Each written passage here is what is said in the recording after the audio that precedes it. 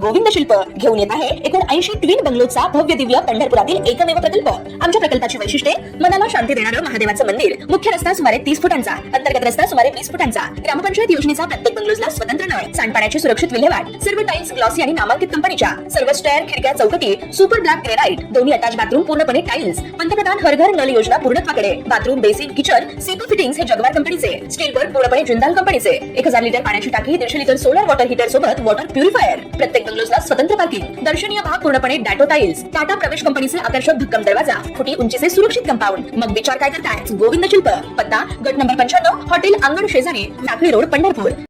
ताज्या घडामोडी पाहण्यासाठी आमच्या YouTube चॅनलवरील PVR म्हणजेच पंढरी वार्ता या न्यूजला सबस्क्राइब करा आणि शेजारील बेल आयकॉनवर क्लिक करा।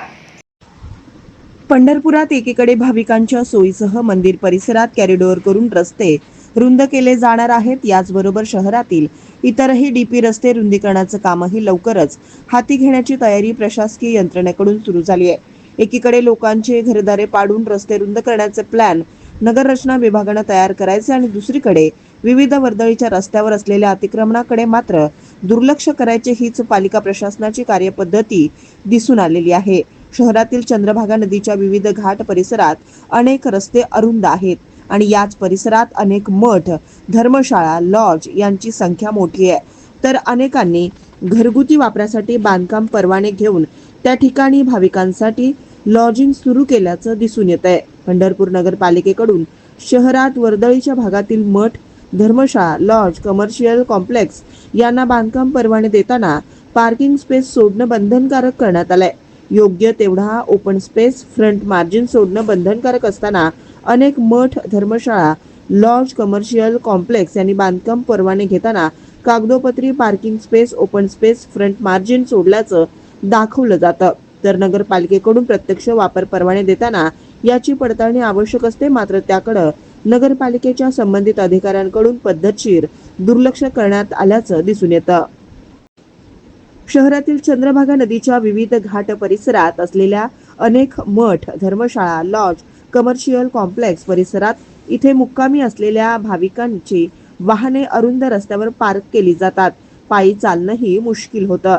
हीच बाब आज जिल्हाधिकारी कार्तिकेय एस यांच्या निदर्शनास आणून दिली असता जिल्हाधिकाऱ्यांनी याची तात्काळ दखल घेत नगरपालिकेचे मुख्याधिकारी महेश रोकडे यांना सूचना दिल्याचं दिसून आलं।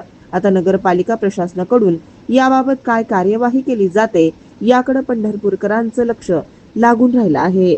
नाही, ते पेट्रोल डिझेलचा नंतर शेवटी बोलतो मी आहे।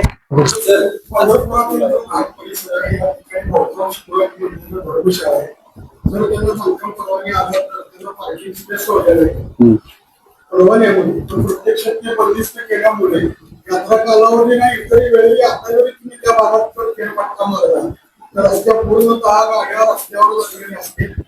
म्हणजे मंदिराला नदीकाठचा परिसर आहे, भाविकांना पायी चालायला सुद्धा रस्ता नसतो अशी नदी घाटामध्ये रहिवाशी घाट एरिया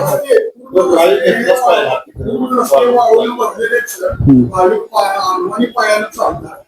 हे जेव्हा आवड सुरू होती गाडवा करून पूर्ण रस्त्यावर याच्यावर कायमस्वरूपी काय त्याचे उपाययोजना परंतु हे जे पार्किंग स्पेस बंदिस्त केले तेव्हा ते ओपन झाले पाहिजे, नगरपालिकेने केलं पाहिजे। रोकडे आहेत ना, ते ड्राइव घ्या ना, ठीक आहे। पार्किंगच्या थोडा SDPO साहेब सोबत बसून थोडा पार्किंग